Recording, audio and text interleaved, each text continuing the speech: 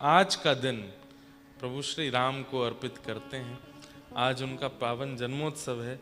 मैं तो चाह रहा था, मैंने बोला भी था कि नितेश जी को बोल दीजिए कि थोड़े कुछ बधाई लौटाने के लिए मंगवा लें, like some candies, chocolates and some laddoos if it can be possible. और कोई शुगर पेशेंट ना हो तो यहाँ बढ़िया आज रामनवमी मनाते, खूब प्रेम से बधाई लुटाते। पर इट्स ओके, नो प्रॉब्लम। अभी आज नहीं हो पाई, परसों करके जाएंगे। परसों तो होली उत्सव भी है, 56 भोग भी यहाँ गिरधर लाल जी का मनाया जाएगा। तो रामनवमी की कथा आज सुन लीजिए, लेकिन रामनवमी की जो बधाई है वो परसों मिलेगी। तो इस बहाने आप लोग परसों आ भी जाओगे। पर परसों संडे है तो वैसे ही खूब लोग आने वाले हैं, क्योंकि सबकी छुट्टियां रहेंगी। साउथ अफ्रीका में भारतीय मूल के लोगों का आगमन बहुत पहले हो चुका है। मुझे जो थोड़ी बहुत नॉलेज मिली कि यहाँ 1862 में भारतीयों का पहली बार आगमन हुआ। उसके बाद फिर धीरे धीरे आते रहे, 1960, 1970 और अभी तक भी भारतीय लोग आते हैं। पर उतनी संख्या में नहीं आते जितनी संख्या में हम अन्य देशों में देखते हैं। जैसे मैंने ऑस्ट्रेलिया में कथा की है, कनाडा में कथा की है, यूएस में कथा की है, और भी देशों में हम जाते हैं तो वहाँ हम जाकर के देखते हैं कि वहाँ भारतीयों का आवागमन लगा रहता है। इंडिया से अगर कोई डायरेक्ट फ्लाइट आएगी तो उसमें भारतीय भर के आते हैं और उनका फिर वो सब अपने पीआर पर और वैसे रहते हैं। लेकिन साउथ अफ्रीका में बहुत कम भारतीयों का आवागमन बहुत कम होता है। जो हैं वो सब पुराने भारतीय हैं, बहुत पहले के आए हुए हैं, और उन सब का लगभग जन्म भी यहाँ, उनकी पीढ़ियों का भी सब यहीं प्रादुर्भाव हो रहा है। हमारे कथा के मुख्य यजमान भी वो भी यहीं के ही जन्मे हैं। वो, उनके सब बच्चे, उनके पूर्वज, वो सब यहीं जन्मे हैं। तो इस वजह से यहाँ थोड़ा हिंदी समझने में, बोलने में दिक्कत होती है, क्योंकि परिवेश ही अब यहाँ का हो गया है। लेकिन मैं प्रयास करूंगा अपनी बातें आप तक पहुंचाने का, आपको समझाने का। आप लोग भाव से समझिएगा। राम, प्रभु श्री राम में 10 गुण हैं, 10 लक्षण हैं, 10 क्वालिटीज ऑफ राम। हम में अगर एक भी आ जाए तो हम राम कहने के अधिकारी हैं, अदरवाइज वी आर नॉट। ये 10 क्वालिटीज हैं, ये 10 उनकी खूबियां हैं, उनके लक्षण हैं। क्योंकि धर्म, जिस धर्म का हम पालन करते हैं, सनातन धर्म है, हिंदू वैदिक धर्म है, उस धर्म का यदि विग्रह स्वरूप कहीं देखना हो तो वो प्रभु श्री राम है। रामो विग्रहवान धर्म। कौन कौन से 10 लक्षण हैं, उन्हीं 10 लक्षणों पे आज चर्चा करेंगे। फिर कल और परसों भागवत जी के कुछ विषयों पर चर्चा और कुछ भक्तों के चरित्र सुनेंगे। धृति, क्षमा, दमोस्तेय, शौच, इंद्रिय निग्रह, धी, विद्या, सत्यम, क्रोध, दशकम धर्म लक्षणम। आप लोग बहुत ध्यान से सुनेंगे तो आपको समझ में जरूर आएगा।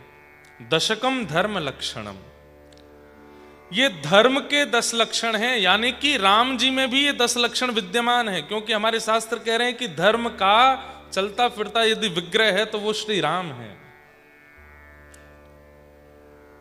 ये 10 लक्षण। सबसे पहला लक्षण क्या है? धृति, मीन्स धैर्य, पेशेंस। राम जी का पहला लक्षण। If you can write down somewhere for your knowledge, आपके लिए तो आप लिख भी सकते हो, नहीं तो आप याद ही कर लीजिए। सबसे पहला लक्षण राम जी का क्या है? धृति, यानी कि धैर्य, पेशेंस। राम जी का दूसरा लक्षण क्या है? क्षमा, फॉरगिवनेस। धृति, क्षमा और तीसरा लक्षण क्या है?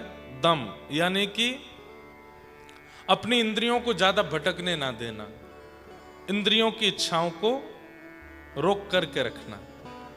अस्तेयम, यानी कि चोरी ना करना। धृति, क्षमा, दम, अस्तेयम। पांचवा लक्षण है शौच, यानी कि पवित्रता। इंद्रिय निग्रह, इंद्रियों को सही क्रिया में उनकी ऊर्जा को लगाना, इंद्रिय निग्रह। धी, यानी कि बुद्धि का प्रयोग करना। विद्या, यानी कि सही गलत की पहचान होना।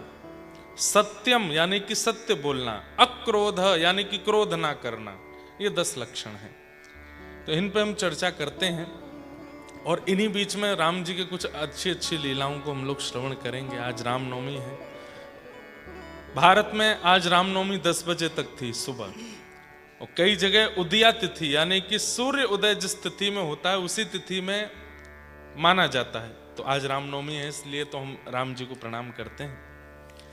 सबसे पहला लक्षण क्या है? धृति, यानी कि धैर्य, पेशेंस। दशरथ जी ने कैकेयी के कहने पर प्रभु श्री राम को बुलाया और बुलाकर के कहा कि पुत्र, मेरे 2 वरदान तुम्हारी मां के पास शेष थे और उनकी पूर्णता में प्रथम वरदान मैंने इनको दिया है कि भरत जी को राज्याभिषेक, जबकि राम जी का खुद का राज्याभिषेक होने वाला था।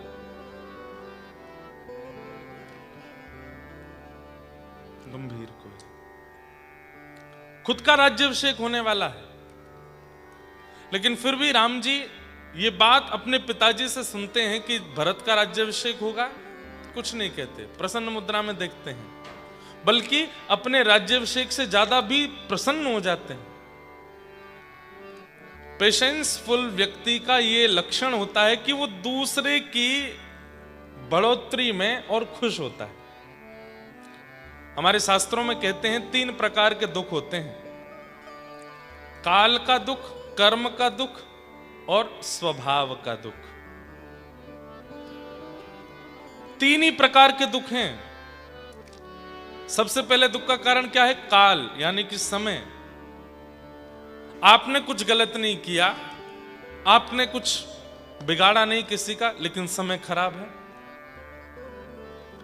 अभी नॉर्थ ईस्ट में बहुत लड़ाई झगड़े चल रहे हैं, इसमें आपका कुछ नहीं दोष है, वहां रहने वालों का भी कोई दोष नहीं है, लेकिन ये समय खराब है।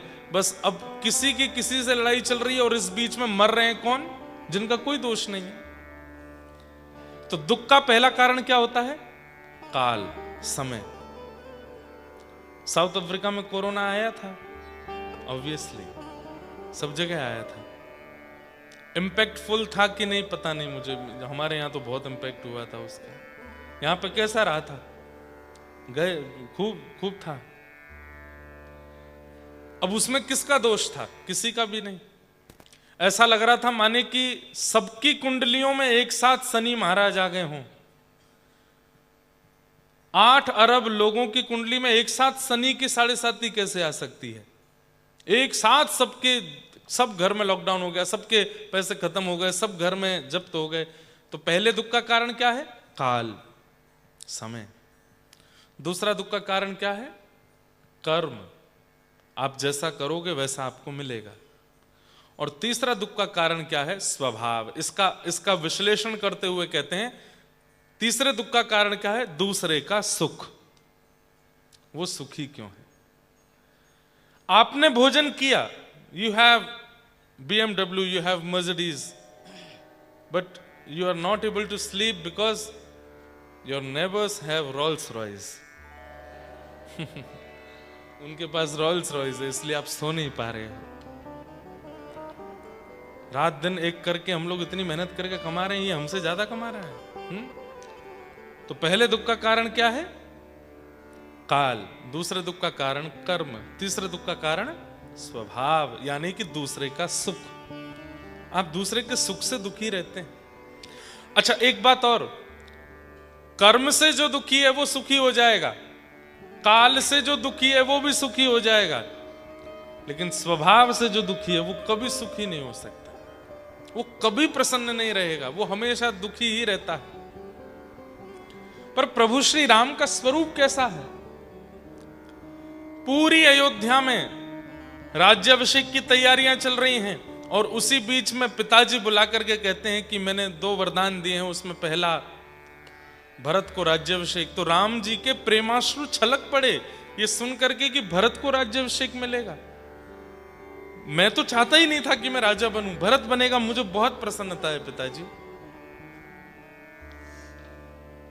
ये पेशेंसफुल व्यक्ति ही कर सकता है कि उसको कुछ बहुत बड़ा मिलने वाला है और सडनली एक दिन पहले आप उसको मना करके किसी और को दे दो, हम आप सब तो सोसाइटी तक पहुंच जाएंगे, ऐसा हमारे साथ हो जाए तो।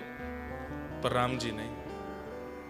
एक बात सीखिएगा, हमारे पूज्य पिताजी भी कहते हैं, पूरे सब वैष्णव संत जन कहते हैं, कृष्ण ने जो कहा है वो करो, राम ने जो किया है वो करो।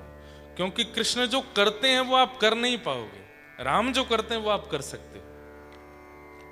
राम कथा इज माई फेवरेट, बट मैं बहुत ज्यादा राम कथा नहीं कर पाता, साल में 2 साल में एक बार होती है। आज भी मैं अपनी ही राम कथा सुन रहा था पुरानी, तो लाइक रिवाइज कर रहा था कि मैंने कब कहां क्या बोला। आज रामनवमी थी इसलिए भी, तो बहुत सारे पॉइंट्स ऐसे हैं जो लगता है कि कितनी कितनी सुंदर है राम कथा, एक मानव का जीवन निर्माण करती। और मैंने दूसरा वरदान इनको क्या दिया है, 14 वर्ष राम वनवासु, 14 वर्ष के लिए तुमको वन में जाना पड़ेगा।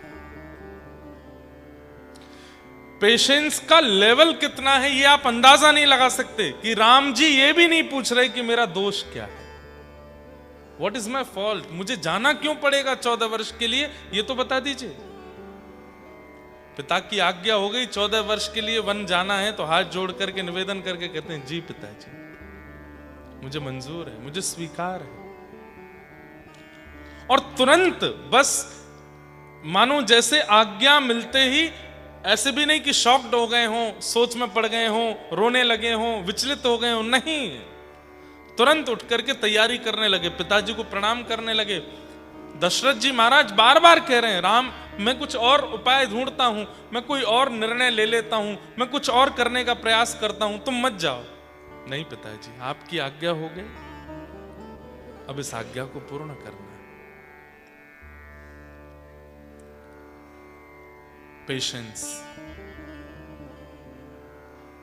आज अभी तो यहां जो लोग बैठे हैं, आप लोगों ने तो आधे से ज्यादा जीवन देख लिया है, बट द यंगस्टर्स और स्पेशली हमारे हिंदुओं के यंगस्टर्स जितने भी हमारे युवा हैं, सबको एक बीमारी लगी हुई है, दे हैव एंजाइटी, डिप्रेशन, बहुत सारी चीजें ऐसी हैं जिसके कारण वो सोसाइटल थॉट्स में चले जाते हैं। इतनी बुरी स्थिति हो गई है भारत में, आए दिन कॉलेज के बच्चे, आए दिन नए नए युवान बच्चे, छोटे छोटे बच्चे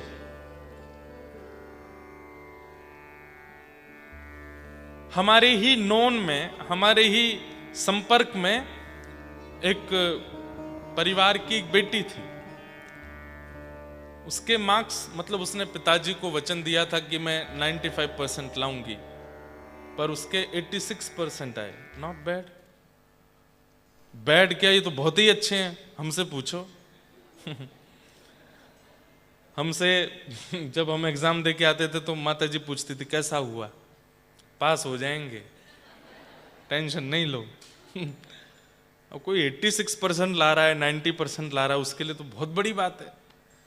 अब उसने अपने पिताजी को कहा था कि 90% लाएंगे, 95% लाएंगे, पर 86% आए। तो रिजल्ट आने के बाद में पिताजी ने कुछ नहीं कहा, ही वॉज हैप्पी। उन्होंने बस ऐसे कहा, तू तो बोली थी कि 95 लाएगी, 86 पे अटक गई, कोई बात नहीं बेटा, this is not the end of the world, next time और अच्छा ट्राई करना, कोई बात नहीं। इससे ज्यादा कोई बात ही नहीं हुई थी। 86% पर इतना रिग्रेट हुआ कि 9th क्लास में पढ़ने वाली लड़की ने सुसाइड कर लिया कि मैंने 95 गोल करना था, मैंने क्यों नहीं किया। एंड उसने अपनी पॉकेट में एक पेपर में लिखा, सॉरी मम्मी एंड सॉरी पापा, मैं 95% नहीं कर पाई। ये कोई बात थी सुसाइड करने की? और कोई बस 9th क्लास के, अरे भाई तुमने तो जीवन देखा ही नहीं, असली जीवन तो यूनिवर्सिटी के बाद शुरू होता है, उससे भी ज्यादा जीवन तो विवाह के बाद शुरू होता है, उससे भी ज्यादा संतान के बाद शुरू होता है, उसके भी बहुत कुछ देखना होता है लाइफ में, बस इतने से ही घबरा गए। ये घबरा कैसे रहे हैं आजकल के बच्चे? ये यूथ क्यों नहीं कर पा रहा है, इतना ज्यादा फेस क्यों नहीं कर पा रहा है डिफिकल्टीज को? पेशेंस नहीं। राम के जो 10 लक्षण हैं, धर्म के जो 10 लक्षण हैं, उसमें पहला ही नहीं है हम लोगों में। हम बाकी के 9 पे क्या बात करने बैठे हैं यहां पर? आई कैन से दिस कि हमारे फोरफादर्स, आप लोग और आपके पूर्वज, पेशेंस था उनमें, इसलिए भारत में इतने बड़े बड़े लोगों ने आकर के आक्रमण किया, गुलामी की, भारत के पूरे स्वर्ण की, सोने की चिड़िया भारत को लूट लिया, लेकिन हमारे पूर्वजों ने हार नहीं मानी। आज यहां कितने सारे लोग बैठे हैं जो 3 पीढ़ियां 4 पीढ़ियों से साउथ अफ्रीका में, but still they are coming to temples, they are worshipping lord Ram, they are worshipping lord Hanuman, they are worshipping Shankar ji, they are listening to Shrimad Bhagavatam katha. Why? उनके पूर्वजों ने पेशेंस के साथ में निर्वहन करते हुए अभी तक सनातन धर्म को उनके चित्त में बचा के रखा। आने वाला समय बहुत खराब होने वाला है। जो यूथ है, जो युवा है, उसमें पेशेंस ही नहीं है। आप लोग एक बार दशरथ बन के देख लीजिए, अपने बच्चे को बुला करके बोलिएगा, बेटा मैंने तुम्हारी बहन को 2 वचन देने को कहा था, क्या? पहला वचन तो मैं ये दे रहा हूं, क्या? कि उसकी शादी जब होगी तो मैं उसको बड़ी महंगी कार देने वाला हूं। दूसरा क्या? सारी प्रॉपर्टी और घर इसके नाम कर रहा हूं। मैं इंडिया चला जाऊंगा, तुम अपना देख लेना। क्या करेगा बेटा? आपका लाड़ प्यार सब धरा रह जाएगा।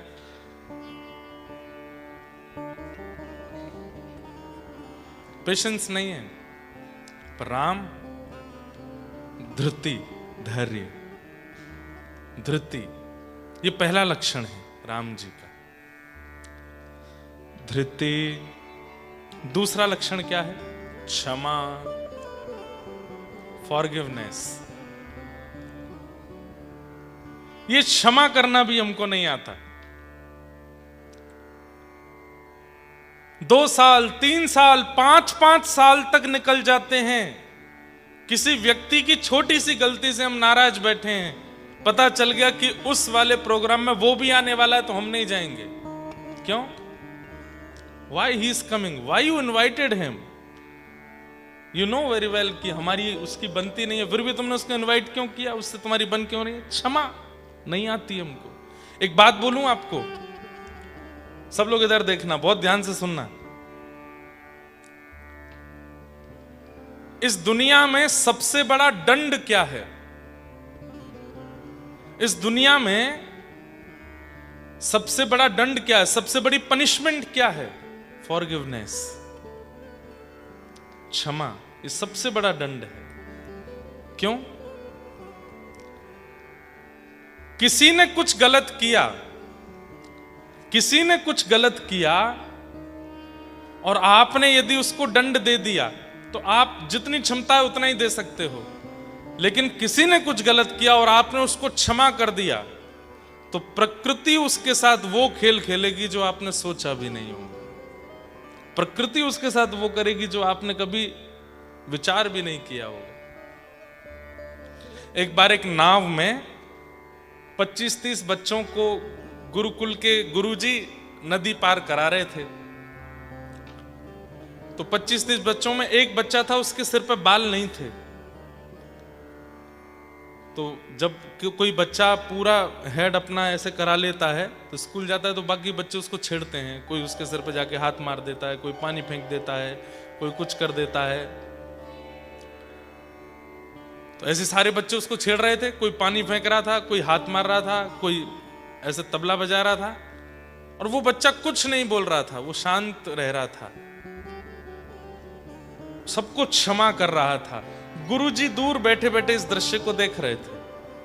जैसे ही वो नाव पल्ली पार पहुंची तो अचानक से नाव रुकी तो बच्चों को लगा कि किनारा आ गया, और वो सारे बच्चे जैसे ही नाव से कूदे तो वहां दलदल था, पानी मतलब किनारा नहीं आया था, मिट्टी और पानी दोनों मिलकर के दलदल बन गया था। सारे बच्चे इतने इतने धंस गए और केवल वो बालक और गुरुजी रह गए।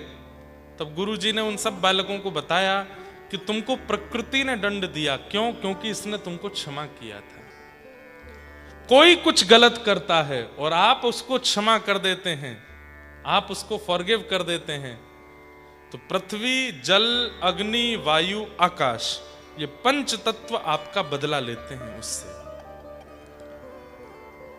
क्षमा कृपा नहीं है, क्षमा दंड है। आपने अगर किसी के साथ बुरा किया और सामने वाला आपको कह देता है ना, ओके चलो जाने दो, छोड़ो, आपको नहीं नहीं जाने मत दो, तुम मुझे कुछ सुना दो, मुझे इसका पनिशमेंट दे दो, क्योंकि तुम क्षमा करोगे तो प्रकृति बहुत गलत दंड लेगी। क्षमा, क्षमा करो, क्षमा बड़े इनको चाहिए। बड़ों का स्वभाव क्या है? वो क्षमा करते हैं। राम जी का स्वभाव क्या है? वो क्षमा करते हैं। क्षमा राम जी का स्वरूप है, क्षमाशीलता। दम, तीसरा लक्षण क्या है राम जी का? सुंदर हैं, रूपवान हैं, सारे लक्षणों से युक्त हैं, सारी इंद्रियां अपनी अवस्था में हैं, लेकिन इन सब के होते हुए भी अपनी इंद्रियों को विचलित नहीं होने देते। समझ में आ रही है बात? आजकल के युवान कैसे हैं? उनको खाना है, उनको पीना है, उनको गलत सलत काम करने हैं। क्यों करने हैं? जिंदगी ना मिलेगी दोबारा, अभी तो मिली है। We are young, we can do this. हम ये पी सकते हैं, इसको खा सकते हैं, यहां जा सकते हैं, ये कर सकते हैं। क्यों? इंद्रियां बलवान हैं, तो इनका बल कहां निकालो? सारे संसार के उपभोग में निकाल दो। और फिर रोते हैं कब? आंखों पे पड़ेगा जाला, नाक से बहेगा नाला, लाठी से पड़ेगा पाला। जब बुढ़ापा आ जाता है, जब इंद्रियां शिथिल हो जाती हैं, तब कहते हैं राम राम भजो भैया, राम राम भजो। जब इंद्रियां, यू नो हाउ मेनी इंद्रियास are there in our body? 10। पंच ज्ञान इंद्रिय, पंच कर्म इंद्रिय, आंख, नाक, जीव, कान, त्वचा, पंच ज्ञान इंद्रिय, हाथ, पैर, मुख और 2 गुप्त इंद्रिय, ये 10 इंद्रियां। इन 10 इंद्रियों से केवल और केवल उपभोग करना संसार का, यह आजकल के युवाओं का स्वरूप स्वभाव हो गया है। पर इन 10 इंद्रियों को ठाकुर जी की सेवा में लगाना, ये एक भक्त वैष्णव का स्वरूप होता है। दर्शन को नैना तपे, वचन सुनन को कान, मिलवे को हियरा तपे, हिय के जीवन पान। गोवर्धन वासी सांवरे लाल, तुम बिन रयो न जाए। गिरिराज लढ़े ते लाडले लाल, तुम बिन रयो न जाए। मुझे देखने का मन करे तो मैं कृष्ण को निहारूं, मुझे सुनने का मन करे तो मैं कीर्तन कथा श्रवण करूं, मुझे कुछ बोलने का मन करे तो मैं कथा बोलूं, गाने का मन करे तो कीर्तन बोलूं, कुछ पाने का मन करे तो प्रसाद पाऊं, नाचने का मन करे तो कृष्ण कीर्तन में नाचूं, कुछ हाथों से करने का मन हो तो कृष्ण की सेवा करूं। सर्वांगीण अंग को कृष्ण की सेवा में व्यस्त कर देना, अपनी समस्त ऊर्जा को वहां लगा देना, यह दम स्वरूप है। प्रभु श्री राम रूपवान हैं, प्रभु श्री राम पौरुषवान हैं, सब योग्यताएं हैं उनके पास, लेकिन इसके बाद भी अपनी इंद्रियों को दम करके रखते हैं, मतलब उनको दबा के रखते हैं, उनकी इच्छाओं को अधिक प्रकट नहीं होने देते। ये ऐसे ऐसे लक्षण हैं, अगर आज के यंगस्टर्स इनको अपने अंदर ले आवें तो हर घर में एक राम, हर देश में कितने राम प्रकट हो जाएंगे।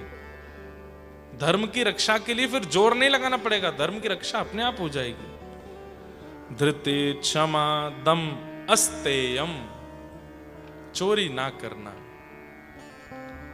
चोरी ना करना, अस्तेयम का यहां पर भाव मतलब किसी के बैंगल्स ना उतारना, किसी के इयररिंग्स मत चुराओ, पैसे मत चुराओ, वो नहीं होता।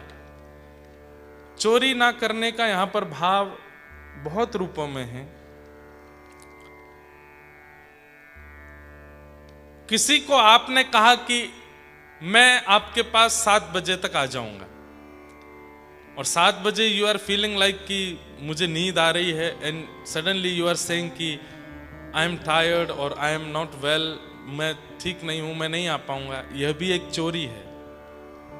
आप ठीक हो, बस आप आलस के कारण जाना नहीं चाहते, यह भी एक चोरी है। कोई काम कह करके ना करना, यह भी एक चोरी है कि मैं ये हासिल करके दिखाऊंगा, मैं ये करके दिखाऊंगा, मैं इतना बन के दिखाऊंगा, फिर उतना ना बन पाना, उससे पहले ही हार मान करके सब छोड़ देना, यह भी एक चोरी है। अस्तेयम, राम जी जो कहते हैं वो करते हैं। रघुकुल रीत सदा चली आई, प्राण जाए पर वचन न जाए। सब करते हैं, चोरी नहीं करते। प्रभु श्री राम जब लंका से लौट करके आ गए तो भगवान का राज्याभिषेक होने लगा, और उस राज्याभिषेक में दुनिया भर के सारे संत आए थे। भगवान ने लक्ष्मण जी को सेवा दी थी कि तुम सबके पैर छू के सबको दक्षिणा देना। शत्रुघ्न जी को सेवा दी थी कि तुम रसोई भंडार संभालना। भरत जी को सेवा दी थी सबको तिलक लगाना। राम जी मंच पर बैठ कर के संतों से अपना ब्राह्मणों के द्वारा अभिषेक करा रहे थे। तभी वहां भृगु ऋषि का आगमन हुआ, अत्यंत क्रोधी। जैसे भृगु ऋषि आए तो आकर के नारद जी के बगल में बैठ गए। नारद जी बैठे थे, बगल में भृगु ऋषि बैठे थे। कभी किसी जमाने में भृगु ऋषि ने नारद जी से पूछा था कि ऐसा क्यों कहते हैं कि नाम राम से भी बड़ा है, राम से बड़ा राम का नाम, ऐसा क्यों कहते हैं? नारद जी बोले प्रैक्टिकली बताऊंगा, कथा नहीं सुनाऊंगा, प्रैक्टिकली बताऊंगा कि नाम क्यों बड़ा है, राम जी से भी बड़ा राम जी का नाम क्यों। भृगु ऋषि आए, आकर के तुरंत अपना यहां पर एक सपोर्ट लगा करके तुरंत बैठ गए और कमंडल हाथ में लेकर के माला जपने लगे, नेत्र बंद करके ध्यानस्थ हो गए। यहां पर भरत जी महाराज सबको तिलक करते हुए आ रहे थे, दक्षिणा देते हुए आ रहे थे। जैसे ही भृगु ऋषि के पास आए तो नारद जी ने रोक दिया, बोले इनका तिलक और दक्षिणा मत दो। बोले क्यों, देख नहीं रहे हो ध्यान में बैठे हैं, कहीं तुमने इनका स्पर्श कर दिया, ये जरा से हिल गए, क्रोध में आंखें खुलेंगी तो सब जल के भस्म हो जाएगा। तो बोले क्या करें? बोले सबका कर दो, इनका लास्ट में करना, सबसे जब इनकी आंखें खुल जाएं तब करना। लक्ष्मण जी बोले कहीं ऐसा ना हो कि मैं आगे चला जाऊं और इनकी आंख खुले और ये देखें इधर भी दक्षिणा दे दी, इधर भी दे दी, मुझे नहीं दे के गए। नारद जी बोले मैं बैठा हूं ना बगल में, मैं सब संभाल लूंगा, टेंशन मत लो। लक्ष्मण जी बोले देख लेना, आप संभाल लेना।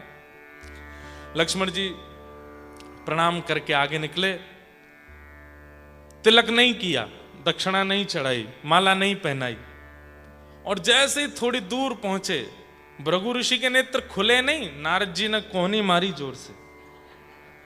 क्या सब जगह तपस्या करने बैठ जाते हो? राम जी का अभिषेक चल रहा है, देखने आए हो कि यहाँ तप में बैठने आए हो? भृगु ऋषि बोले तुमको क्या दिक्कत हो रही है? बोले दिक्कत कुछ नहीं हो रही है, तुम्हारा अपमान होता हुआ दिखा तो मैंने कहा तुमको उठा देना चाहिए। मेरा अपमान कैसे? बगल में देखो, इधर देखो। बोले सबके माला है? बोले हाँ। इधर देखो सबके माला है? बोले हाँ। सबके तिलक है, और ये देखो दक्षिणा भी मिली है। तुम्हारे ना माला है, ना तिलक है, ना दक्षिणा। और एक बात बोले, बोले क्या? माला तिलक दक्षिणा उसको नहीं दी जाती जिसको आमंत्रण नहीं भेजा हो। हमें तो लगता है तुम जबरदस्ती आ गए, वहां पे तुम बुलाए नहीं गए थे। अब किसी ज्ञानी पुरुष को इतना चेता दो तो क्रोध। और वैसे भृगु ऋषि, उन्होंने भगवान की छाती पर लात मारी थी, किसी को नहीं छोड़ते। मेरा अपमान किया गया राम जी की सभा में। बोले हाँ तुम्हारा अपमान किया है, नहीं तो देखो लक्ष्मण चला गया आगे। तुरंत उठ करके खड़े हो गए, गर्जना करके बोलने लगे, हे श्री राम, आपकी सभा में कम से कम संतों का अपमान नहीं होना चाहिए, और यदि हो रहा है तो आपको इसका निर्णय करना चाहिए, न्याय करना चाहिए। राम जी तुरंत राज्याभिषेक के बीच में रुक गए। बोले महाराज क्या हो गया, आप क्यों चिल्ला रहे हैं, क्या बात है? सब लोग इधर देखो, ध्यान से सुनना कथा। बोले हमारा अपमान हुआ है तुम्हारी सभा में। किसने किया अपमान? बोले वो सब बात की बात है, बाद में बताऊंगा किसने किया अपमान, पहले ये बताओ अपमान करने वाले को दंड क्या दोगे? राम जी बोले महाराज आप बस नाम लीजिए, जिसका नाम लेंगे उसके प्राण हरण कर लूंगा मैं, वो जीवित नहीं बचेगा। तो भृगु ऋषि जोर से हंसने लगे, बोले सोच लो। राम जी बोले रघुकुल रीत सदा चली आई, प्राण जाए पर बचन न जाए। आप नाम बोलिए बस, आप जिसका नाम बोलेंगे वो जीवित नहीं बचेगा। तो बोले और थोड़ा कंफर्मेशन दे दो। तो हनुमान जी, राम जी बोलते हैं मैं हनुमान जी की सौगंध खा के कहता हूं, आप जिसका नाम बोलेंगे वो जीवित नहीं बचेगा। किसने किया आपका अपमान? भृगु ऋषि बोले तुम्हारे अनुज लक्ष्मण ने, तुम्हारे छोटे भाई लक्ष्मण ने मेरा अपमान किया है। तुरंत राम जी अपना धनुष बाण उठाए और बोले कहां है लक्ष्मण, मेरे सामने खड़ा करो। लक्ष्मण जी वहां संतों की सेवा में लगे थे, तभी किसी ने जाके कहा लक्ष्मण जी भागो यहां से। बोले क्या हो गया? बोले भृगु ऋषि की आंख खुल गई है, और आंख खुलते ही वो आग बबूला हो रहे हैं, मेरा अपमान किया लक्ष्मण ने। अरे वो कहां है, नारद जी कहां है? नारद जी बोले थे कि मैं संभाल लूंगा। बोले नारद जी ने तो पूरा रायता फैलाया है, तुम तो भागो यहां से।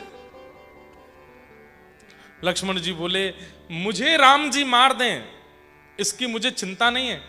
ऐसा हो नहीं सकता कि लक्ष्मण, राम जी कह रहे हैं कि मैं लक्ष्मण को बाण मारूंगा और लक्ष्मण जी भागें ना।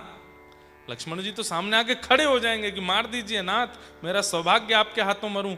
लेकिन लक्ष्मण जी भाग क्यों रहे हैं? लक्ष्मण जी कह रहे हैं जिस मुकुट को अपने भैया के सिर पर पधरा करके उनका राज्याभिषेक करके कौशलपुर अयोध्या का राजा बने जिन भैया को मैं देखना चाहता हूं, जिसके लिए मैंने 14 वर्ष निद्रा को जीता है, आज वो दृश्य देखे बिना प्राण नहीं त्यागूंगा।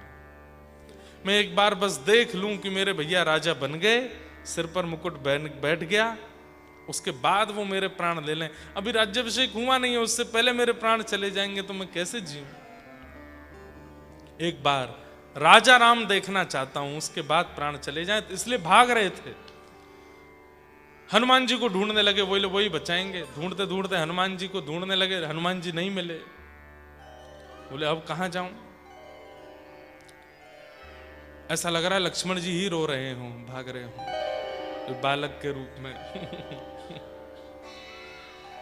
हनुमान जी भी जब नहीं मिले लक्ष्मण जी को,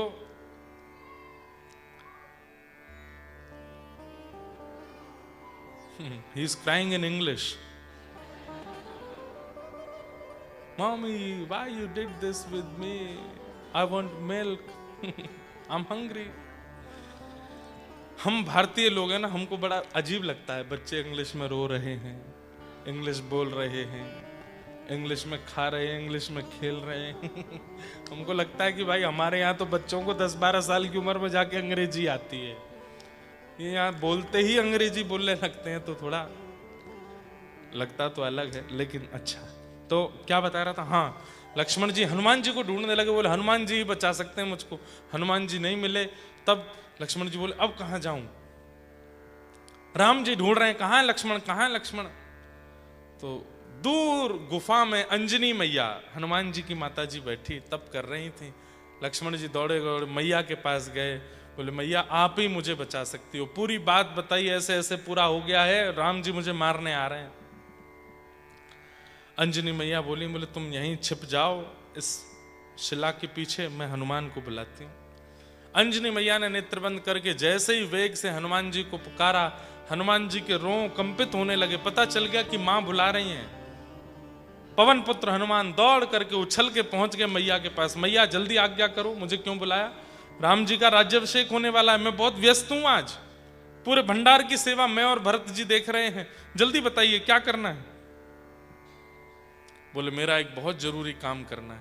बोले मां कल कर लें, आज राम जी का राज्याभिषेक हो जाए। बोले नहीं, आज करना है, अभी करना है। बताइए ना क्या करना है? बोले पहले वचन दो, जो कहूंगी सो करोगे। बोले वचन देता हूं मां, करूंगा। बोले नहीं, सौगंध खा करके, अपने प्रिय की सौगंध खा करके कहो, जो कहूंगी सो करोगे। ऐसी क्या बात है मां? बोले मैं जल्दी कह रही हूं, जल्दी करो, समय नहीं है। हनुमान जी बोले मैं राघव जी की सौगंध खाता हूं, राम जी की सौगंध खाता हूं, जो कहोगी सो करूंगा। पूरी बात बताई। बोले शिला के पीछे लक्ष्मण खड़ा है, राम जी उसको मारने आ रहे हैं, राम जी के बाण से लक्ष्मण की रक्षा करो। हनुमान जी मुस्कुराने लगे, वाह मैया, राम जी की सौगंध खिलवा दी और राम जी से ही बचाना है लक्ष्मण को। बोले अब बचाओ, ठीक है। हनुमान जी खड़े हो गए। राम जी को पता चला कि लक्ष्मण यहां है, तुरंत धनुष बाण लेकर के चढ़ा दिया। हनुमान हट जाओ, मुझे पता है शिला के पीछे लक्ष्मण है, उसको मेरे हवाले करो। हनुमान जी बोले भगवान,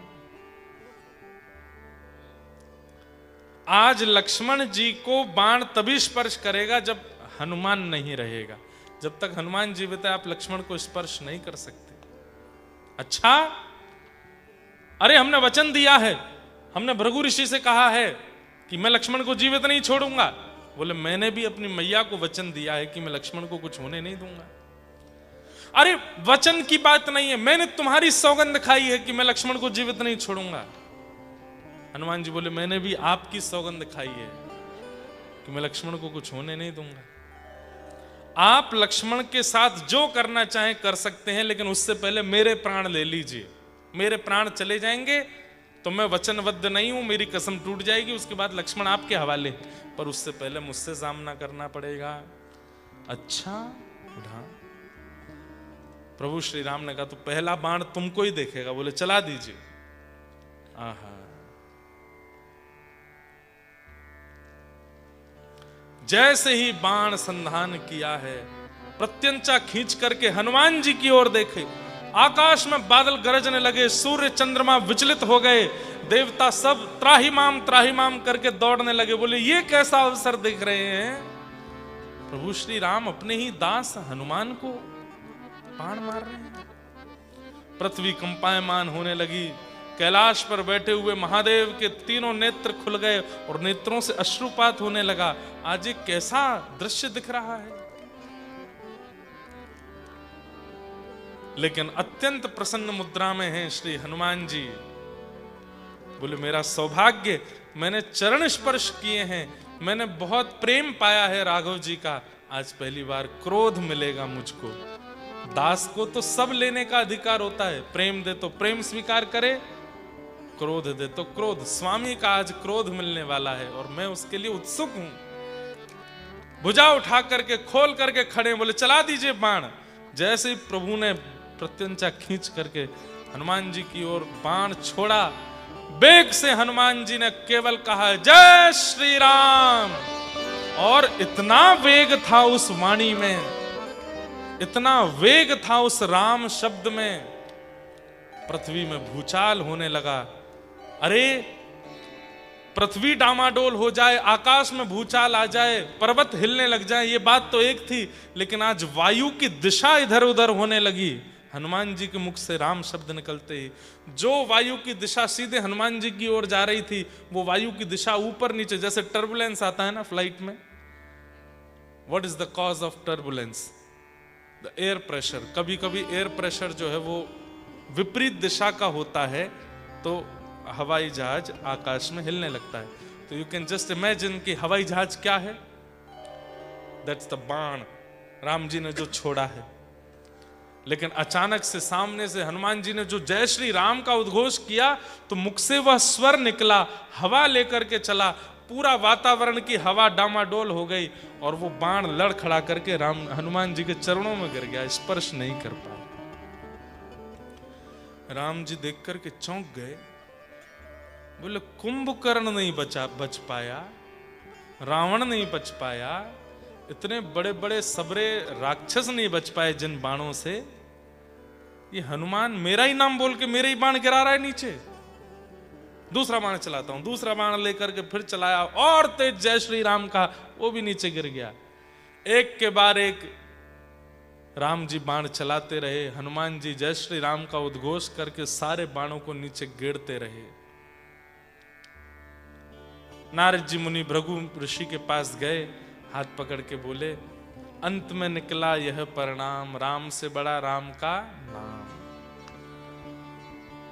जिसके चित्त में राम नाम विराजमान है उसको राम जी भी चाहें तो डुबा नहीं सकते, मार नहीं सकते।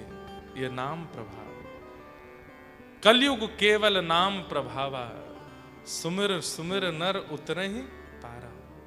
कलयुग में नाम का ही प्रभाव है। तो राम जी अपना वचन निभाते हैं। अंत में भृगु ऋषि ने फिर जाके राम जी से कहा, सुनिए मैंने ही कहा था कि मेरे अपमान करने वाले को मार दीजिए, अब मैं ही कह रहा हूं मुझे नहीं मरवाना है, छोड़ दीजिए। बोले देख लीजिए आपने कहा था कि आप मारोगे, आपको मारना है। बोले कि नहीं नहीं अब मुझे कोई गिले शिकवा नहीं है, लक्ष्मण जी को मैंने क्षमा किया। राम जी ने तुरंत धनुष बाण नीचे छोड़ दिए, दौड़ करके पहले तो हनुमान जी को हृदय से लगाया, फिर दौड़ के लक्ष्मण जी को हृदय से लगाया। लक्ष्मण जी रोने लगे, बोले भैया मुझे मार दीजिए, लेकिन एक बार आप अयोध्या के राज सिंहासन पर बैठ के मुझे दर्शन दे दीजिए, मैं एक बार आपको राजा बने देख लूं, उसके बाद मेरा वध कर दीजिएगा। मुझे आपके हाथ से वध करवाने में कोई चिंता नहीं है। राम जी बोले मैं वचनबद्ध था, अपने वचन का निर्वहन कर रहा था, यदि वचन दे करके ना करूं तो ये चोरी मानी जाएगी। अस्तेयम।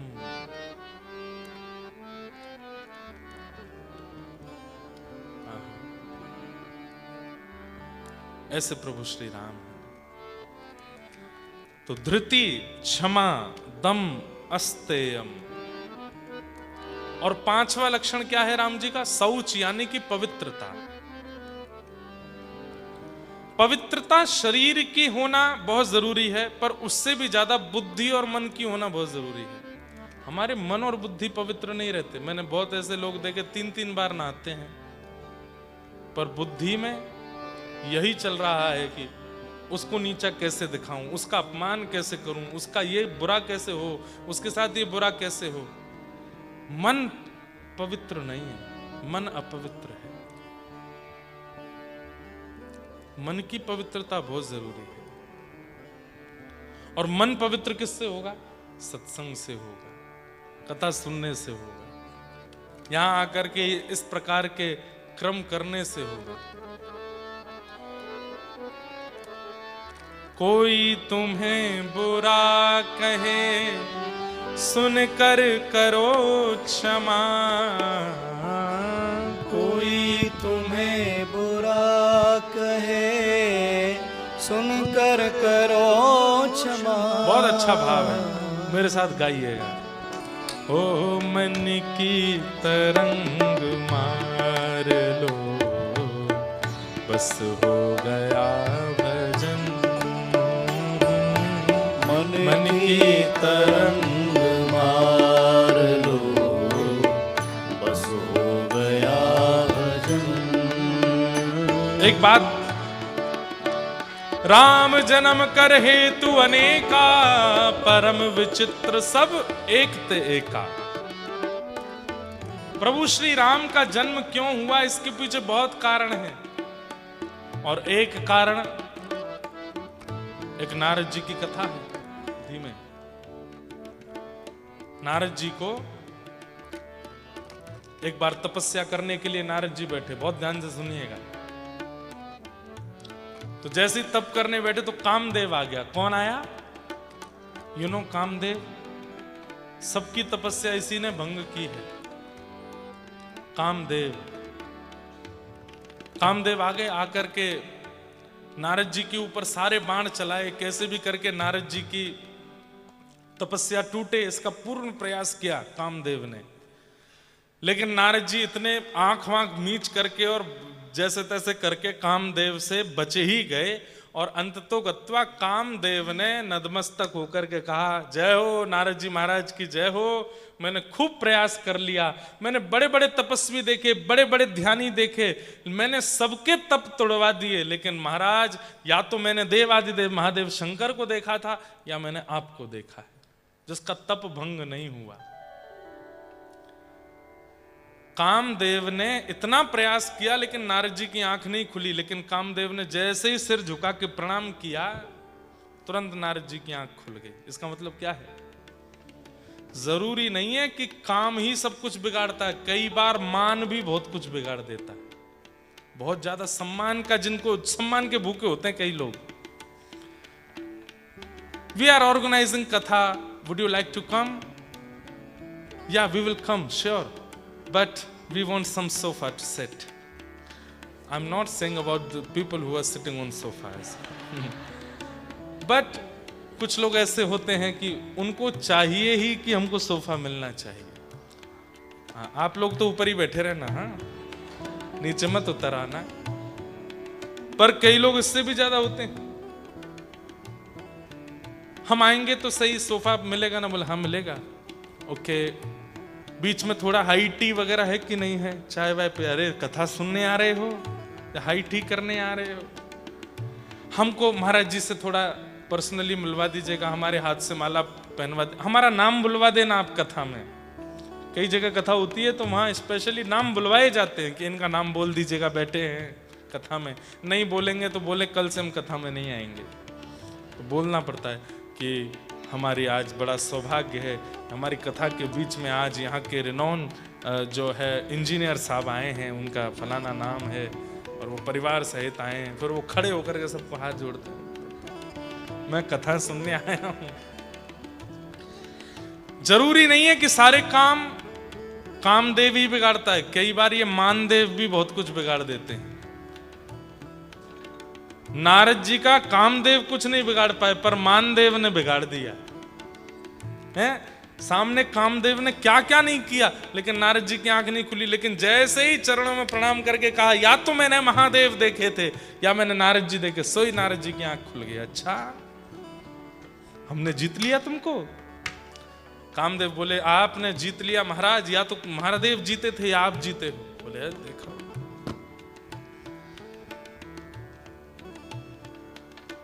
कामदेव चला गया, लेकिन नारद जी अब सोच रहे हैं,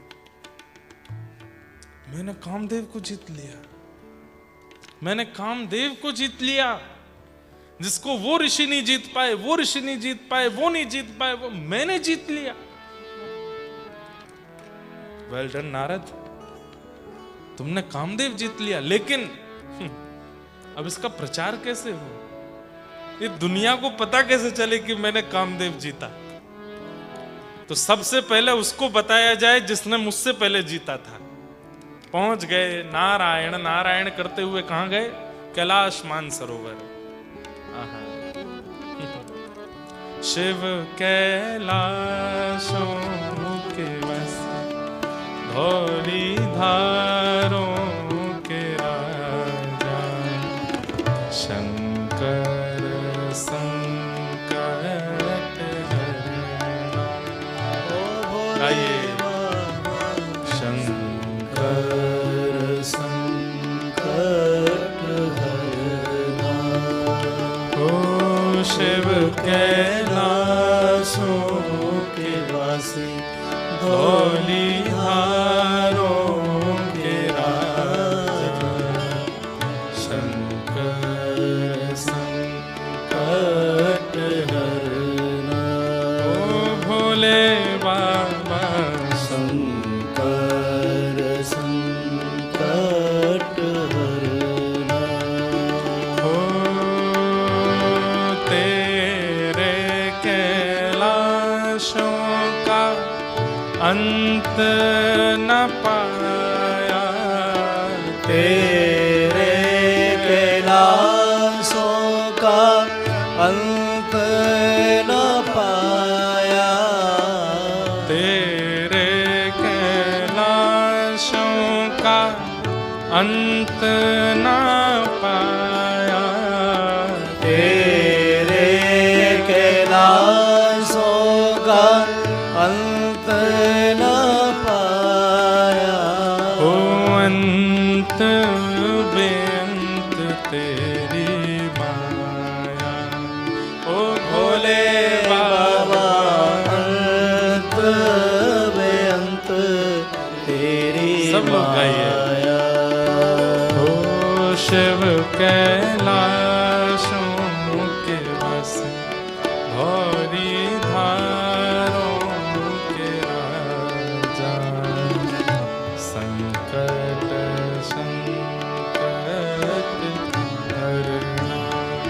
ओ भोले बाबा शंकर संकट हरना। ध्याये नित्यं महेशं रजतगिरिनिभं चारुचन्द्रावतंसं रत्नाकल्पोज्ज्वलांगं पैशमृगविराभीतिहस्तं प्रसन्नं पद्मासीनं समन्तास्तुतममरगणैर्व्याधिकृत्यं वसानं विश्वाद्यं विश्ववन्द्यम् अखिलभैरं पञ्चवक्त्रं त्रिनेत्रं शङ्कर संकट हरना। ओ भोले बाबा शंकर संकट हरना। शंकर जी के पास पहुंचे और नारद जी जाकर के जैसे कीर्तन करने लगे, महादेव के नेत्र खुले। आइए आइए आइए नारद जी महाराज आइए। अरे आज कैसे हमारे लोक में कैसे आना हुआ आपका? नारद जी महाराज बोले यहाँ पास में बद्रीनाथ है ना आपके ये हिमालय में, वहीं था मैं। अच्छा वहां क्या कर रहे थे? तप कर रहा था। अच्छा तो तप पूरा हो गया? नहीं नहीं, अभी तो 2-2.5 हजार वर्ष का रह गया था। 3-4 हजार वर्ष से चल रहा था, 2-2.5 हजार वर्ष का रह गया, तो फिर बीच में क्यों उठ गए? कामदेव आया था। अच्छा फिर बहुत प्रयास किया उसने मेरे तप को तोड़ने का, लेकिन कुछ नहीं कर पाया। शंकर जी समझ गए, बोले कामदेव नहीं मानदेव ने तोड़ दिया। अच्छा फिर? कुछ नहीं, चरणों में पड़ा था मेरे। बोले महाराज या तो मैंने महादेव देखे या मैंने आप देखे हैं। तो मैंने कहा ठीक है, अब कामदेव तू चला जा, चल जा, अपने बच्चे पत्नी साथ राजी रहा कर, चले जाओ। आशीर्वाद देके भगा दिया उसको। शंकर जी समझ गए, बोले कि इनको मान हो गया इस बात का कि मैंने कामदेव को जीत लिया।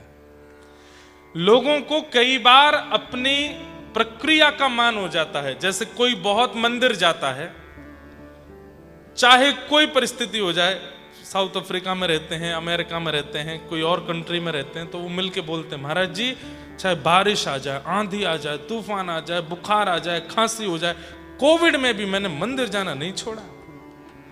ये उनका मान बोलता है। सदैव याद रखिएगा, कभी भी अपनी प्रक्रिया का, अपने नियम का, अपने भक्ति का, अपने विचार का मान मत कीजिए। उसको छुपाइए, मत बताइए सबको कि आप रोज क्या करते हैं, रोज आपका नियम क्या है, रोज आपका। उससे आप उसकी नजर में बढ़ेंगे नहीं, बल्कि ऐसी जैसे शंकर जी की नजर में घट गए नारद जी, ऐसी घट जाते हो आप बताने के बाद। मत बताइए। शंकर जी ने कहा सुनिए, आप जा रहे हैं? बोले हाँ। ये जो मुझे बताया है ना, बोले हाँ, ये नारायण को मत बताना। पहले तो कहा मुझे बताया और किसी को मत बताना, और किसी को बता दो कि नारायण को मत बताना, हरि को मत बताना। बस इतना ही कहा और नारद जी, शंकर जी प्रणाम करके अपने ध्यान में चले गए। नारद जी महाराज उठ करके क्या सोचने लगे, मेरे वेल विशर नहीं है ये, इनको पता है कि अगर हरि को पता चल गया कि मैंने कामदेव को जीता है, तो अभी तक हरि इनका नाम गाते हैं, हरि हर को भजते हैं, हरि को भजते हैं। तो बोले कहीं उनको पता चल गया कि मैंने भी कामदेव को जीत लिया है, तो हरि मेरा भी गुणगान गाने लगेंगे, तो इससे हर को इनसिक्योरिटी हो रही है, ये बड़े इनसिक्योर हो रहे हैं कि मेरा बहुत ज्यादा यश हो जाएगा, नाम हो जाएगा, इसलिए मुझे मना कर रहे हैं। पर मैं भी नारद हूं, सबको बताऊं नहीं बताऊं, हरि को तो जरूर बताऊंगा। शंकर जी ने रोका था कि उनको मत बताना। पहुंच गए सीधे क्षीर सागर में, और क्षीर सागर में जाकर के नारायण पौड़े हैं शेष शैया पर। जैसे ही नारद जी आए, नारद जी आते रहते हैं, हर बार नारद जी आते हैं, ठाकुर जी ऐसे ही पौड़े रहते हैं, नारद जी आके प्रणाम करते हैं, ठाकुर जी वहीं से आशीर्वाद देते हैं। लेकिन आज जैसे ही नारद जी आए तो ठाकुर जी ने अपना पोस्चर ठीक किया, उठ के बैठ गए। लक्ष्मी जी से बोले, नारद आया है, जल्दी माला लेके आओ, आरती लेके आओ। लक्ष्मी बोली, नारद जी तो बहुत बार आए हैं, लेकिन आज ऐसा क्या विशेष है? शंकर जी बोले, और दिन तो ये स्वस्थ था, स्वस्थ व्यक्ति अपने आप चल के आ जाता है, अस्वस्थ को सहारा देना पड़ता है, अस्वस्थ है, थोड़ा जाऊं मैं। ठाकुर जी दौड़ के गए, नारद जी का हाथ पकड़ा, आइए आइए आइए। नारद जी महाराज, नारद जी समझ गए, बोले कहीं ऐसा तो नहीं है, इनको पता चल गया है कि मैं कामदेव को जीत के आया हूं।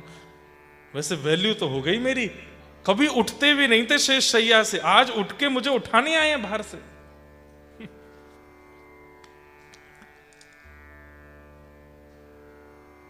कभी भैया अगर बहुत सम्मान मंदिर में मिल रहा हो ना, तो ठाकुर जी का कहीं यही संकेत समझ लेना कि तुम अस्वस्थ हो।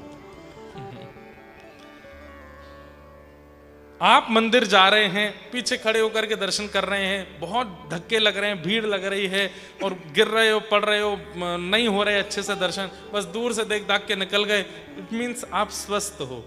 पर जैसे ही मंदिर में गए, सिक्योरिटी वाले ने हाथ पकड़ा, बोले सबसे आगे चलो, पुजारी जी आपको बुला रहे हैं, विशेष पूजा करवाएंगे आपसे, आगे बैठा के माला दो, प्रसाद दो, ये दो। यही समझ लेना कि नारद जी की तरह अस्वस्थ तो नहीं हो गए हो। ठाकुर जी इतना सम्मान क्यों दे रहे हैं हमको? नारद जी को जाके हाथ पकड़ करके लेकर के आए। नारद जी बोले, महाराज सब आपकी कृपा है,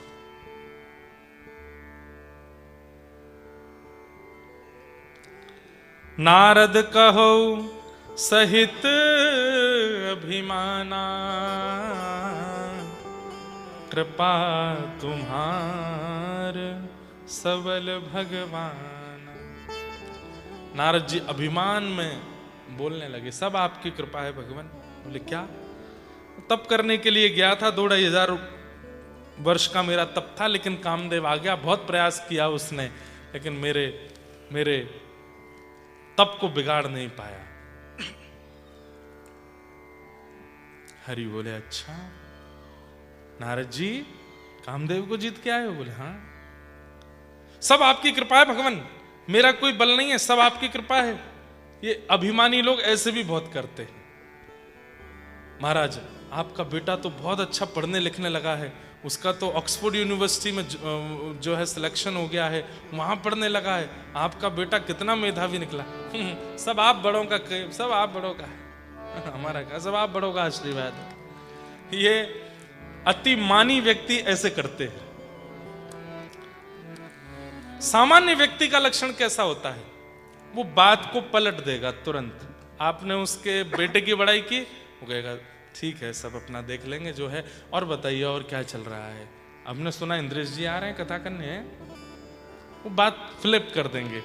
जहां पता चल रहा होगा कि परिवार और मेरे बहुत सम्मान की बात है, वो तुरंत फ्लिप करेगा, वो उस बात को बहुत देर तक चलने नहीं देगा। लेकिन उसी बात को खींचने लगे, पानी लेके आ रहा है, तो उस बात को सब आपकी कृपा है। वो बेटा गया था, जब लंदन जा रहा था ना, तो ऐसे ऐसे हो रहा था, सब आपकी कृपा है। वहां पे उसको रूम नहीं मिल रहा था, तो मैंने पास के एक जगह थी, बहुत रीजनेबल तो नहीं था, बहुत महंगा है, वहां पे इतने पाउंड्स का वो फ्लैट था, सब आपकी कृपा से मिल गया। वो भी चाय नाश्ता रात के भोजन तक वो बात ही खत्म नहीं हो रही है। इसका मतलब क्या है? और हर बात में क्या कह रहे हैं? सब आप लोगों का आशीर्वाद है, ठाकुर जी की कृपा है। इसका मतलब मानी व्यक्ति है। नारद कहु सहित अभिमाना, अभिमान में कह रहे हैं, बोले क्या? कृपा तुम्हारे, सब आपकी कृपा है नाथ, मैंने कामदेव को जीता। बहुत अच्छा। ठाकुर जी ने हृदय से लगा, मेरा नारद। चलो अब अपना आगे का क्रम करो, हम मिलेंगे। हाँ ठीक। जैसे ही नारद जी बाहर गए लक्ष्मी जी की ओर, ठाकुर जी ने देखा क्या हुआ। बोले मानदेव का अटैक हुआ है इन पे, मान हो गया है, कामदेव को जीतने का मान हो गया है। बाहर निकलते ही ठाकुर जी ने अपनी माया से एक नई नगरी का निर्माण कर दिया, श्रीनिवास नगर। जैसे ही नारद जी ने देखा इतना सुंदर नगर, बोले ये नगर पहले तो कभी देखा नहीं। बोले अभी निर्माण हुआ है 1000 वर्ष पहले। बोले हाँ, मैं तो तपस्या में बैठा था, मुझे क्या पता। इस नगर के राजा कौन है? शील निधि राजा। नारद जी महाराज जैसे ही पहुंचे, शील निधि राजा ने खूब स्वागत सत्कार किया, खूब सम्मान किया, सत्कार करके उनको बिठाया। ये मैं यहाँ का राजा शील निधि, ये मेरी पत्नी है, ये मेरा परिवार है, ये मेरे मंत्री महामंत्री आदि। आप बहुत सही समय पे आए हैं। बोले कैसे? मैं अपनी बेटी उसका स्वयंवर कर रहा था, अच्छा हुआ आप आ गए, आशीर्वाद दे देंगे। बोले अच्छा। बेटी ऊपर बैठी है वहां झरोके में, महाराज आप जरा उसको यहीं से आशीर्वाद दे दीजिए। नारद जी ने ज्यों नजर उठा के देखा, आहा, ऐसी रूप गुण सुंदर, इतनी सुंदर, मृग नैनी जैसे नेत्र, नासिका इतनी सुंदर, उसके केश, उसका मुखमंडल इतना सुंदर था कि नारद जी महाराज तो देखते ही रह गए। राजन दूर से ही आशीर्वाद दिलवाओगे, पास बुलवाओ? नहीं नहीं महाराज, अभी स्वयंवर तक वो वहीं रहेगी, आप तो यहीं से आशीर्वाद दो, कल स्वयंवर है। आप तो बढ़िया, हमें तो चिंता थी कोई महात्मा का आशीर्वाद मिले, बढ़िया आप आ गए, आप आके आशीर्वाद देना वरवधू को। नारद जी मनी मन ये बात सुनकर बड़े दुखी हुए। बोले हम कोई आशीर्वाद देने नहीं आएंगे, हम खुद वर बनने आएंगे, हमारा भी ब्याह नहीं हुआ है, दिक्कत क्या है? हम भी युवा हैं, हम भी बढ़िया हैं, ठीक है, तुम्हारी बेटी के साथ हम भी ब्याह कर लेंगे। नारद जी जैसी बाहर निकल करके गए, शंकर जी ने अपने 2 गण भेज दिए थे। वो गण पीछे ही पीछे आपस में बात करते थे और नारद जी को सुनाई देता था। दूर से ही वे गण प्रणाम करने लगे नारद जी को, जय हो बाबा, राम राम। नारद जी बोले ये हमारा ब्याह इसलिए नहीं हो रहा, ये हमारी वेशभूषा नहीं है ब्याह वाली, ये साधु महात्मा बने डोलते हैं, कौन ब्याह करेगा? हम भी छरेरा बदन हो, राजकुमारों की तरह रहें तो ब्याह हमारा भी हो जाएगा। चलो ठाकुर जी का हमने इतना यश गाया, इस बार चलो उनसे रिवर्ट लेने का समय आया है। ठाकुर जी के पास पहुंच गए नारद जी, और नारद जी जाकर के बोले, भगवान मैंने आज तक आपसे कुछ नहीं मांगा, आज कुछ मांगना चाहता हूं। बोले क्या? मैंने इतना भजन आपका किया, इतना आपका नाम गाया। बोले क्या? आप अपना रूप मुझको दे दीजिए, अपना जैसा रूप मुझको दे दीजिए, ताकि मैं भी ब्याह कर लूं, चतुर्भुज हो जाऊं।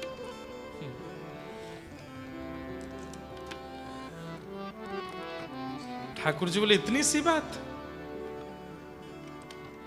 प्रसंग तो बहुत बड़ा है। ठाकुर जी ने कहा भाई कुछ और भजन की सामग्री नहीं मांगी, भोग की सामग्री मांग रहे हो। देखो काम से जीतना इसका मतलब यह नहीं होता कि काम ने अपने सारे पैतरने अपनाए और आप उससे निकल के चले गए, नहीं। मान कई बार घुमा फिरा के काम के पास ले जाता है। अब नारद जी घूम के काम के पास ही जा रहे हैं। अब उनकी इच्छा हो रही है कि मेरा भी ब्याह हो, मेरी भी गृहस्थी हो, मैं भी भोग भोगूं। कई बार बंधुओं पराजय जो होती है ना, वो आपको संभालती है, और कई बार विजय आपका नाश कर देती है। ये आपने अनुभव किया होगा। कई बार फेलियर जो होता है ना, वो आपका अच्छा निर्माण करता है, और कई बार फर्स्ट रैंक आपको अभिमानी बना देती है, आपका पतन कर देती है।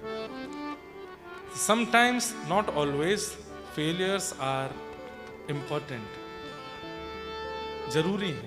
ये नारद जी की जीत आज उनके नाश का कारण बन रही है। ये सब तो खैर लीला है। भगवान ने कहा ठीक है, हमने दे दिया अपना रूप। नारद जी ने जाकर के जैसे ही देखा, तो नारद जी ने देखा तो उनको लगा साक्षात नव कंज लोचन कंज मुख कर कंज पद कंजारुणौ। जैसे ठाकुर जी हैं वैसे ही नारद जी को अपना रूप दिखने लगा। नारद जी जाकर के स्वयंवर में बैठ गए। शील निधि की पुत्री ने सबके आगे घूम घूम करके और जैसे ही नारद जी को देखा, नारद जी को देख करके तो क्रोध में आ गई, पिताजी ऐसे ऐसे लोगों को बुलाया मेरे स्वयंवर में। पीछे बैठे शंकर जी के गण खूब बड़ाई कर, भैया हमें तो लगता है इन्हीं से ही ब्याह करेगी, देख कितने सुंदर हैं, कितने बढ़िया हैं, कितने अच्छे हैं, कितने ऐसे हैं, कितने।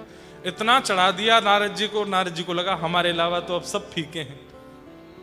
उसी सभा में ठाकुर जी भी आए थे, और जैसे ही ठाकुर जी आए, शील निधि की पुत्री ने भगवान के गले में वरमाला पहना के ब्याह उनसे कर लिया। नारद जी बैठे रह गए। भौरे ने खिलाया फूल, फूल को ले गया राजकुमार। नारद जी दौड़ करके गए, सब हंस रहे थे उनके रूप को देख के। जा करके देखा तो बानर का मुख लगा था। क्रोध में भर गए, मेरे साथ ऐसा किया, जीवन निकाल दिया मैंने नारायण नारायण हरि हरि गा करके, और इन्होंने मेरे साथ ऐसा किया। एक बार कहा था कि सुंदर रूप दे दो, मेरा घर गृहस्थी बस जाती, पर इन्होंने मेरे साथ अच्छा नहीं किया। तभी भगवान रथ में बैठ करके, भूदेवी श्रीदेवी दोनों बैठी थी साथ में, आ रहे थे। क्रोध में भर गए नारद जी। भगवान ने कहा नारद ठीक हो? बोले ठीक हो, मुझे कहते हो ठीक हो? मेरे साथ इतना बुरा किया, मैं श्राप देता हूं। जिस प्रकार एक कन्या के विरह में मैं व्याकुल हुआ था, आप भी विरह में व्याकुल होगे। आप भी अपनी गृहिणी के विरह में रोगे। और वो विरह कैसा होता है, किसी से प्रेम करके उसको प्राप्त ना कर पाने का, वो आपको सहना पड़ेगा। ये मेरा श्राप है। इस प्रकार श्राप दे दिया। इतने में ही वो मायावी नगरी अंतर्ध्यान हो गई, और वो जो शील निधि की पुत्री थी वो भी अंतर्ध्यान आदि सब बिल्कुल वही वैकुंठ लोक प्रकट हो गया। शेषनाग पे भगवान, सामने नारद जी। नारद जी ने जब चारों ओर देखा, बोले ये क्या? अरे ये तो माया की नगरी थी, माया का सब कुछ था। तुरंत भगवान के चरण, भगवान मुझसे बहुत बड़ा अपराध हो गया, बहुत बड़ा अपराध हो गया। बोला अपराध? तुमने तो कामदेव को जीत लिया था। तुम तो कह रहे थे काम तुम्हारे वश में, तुम्हारे चरणों में लौट खाता है? एक सुंदर स्त्री देख करके अपने आप को रोक नहीं पाए। भगवान मैंने बहुत बड़ा अपराध कर दिया, ये सब तो अपराध हुआ ही, उससे बड़ा अपराध मैंने शाप दे दिया। पर भगवान बोले कोई बात नहीं, तुम्हारी शाप की पूर्ति क्या हम करेंगे, और हम राम बन करके आएंगे, दशरथ जी के यहाँ राघव का रूप धारण करके आएंगे, और तब आकर के तुम्हारे शाप को, क्योंकि तुम मेरे भक्त हो, तुम्हारी कही गई इस बात को पूर्ण करने के लिए हम आएंगे, और हम रोएंगे, सीता जी के विरह में रोएंगे। सब कुछ भक्तों के लिए करते हैं ठाकुर जी। आहा। नौमी तिथि मधुमास पुनीता, नौमी तिथि मधुमास पुनीता, नौमी तिथि मधुमास पुनीता, नौमी तिथि मधुमास पुनीता, नौमी तिथि मधुमास पुनी, जो आज ही है। नौमी तिथि मधुमास पुनीता, ओ शुक्ल पक्ष अभिजित हरि प्रीता, शुक्ल पक्ष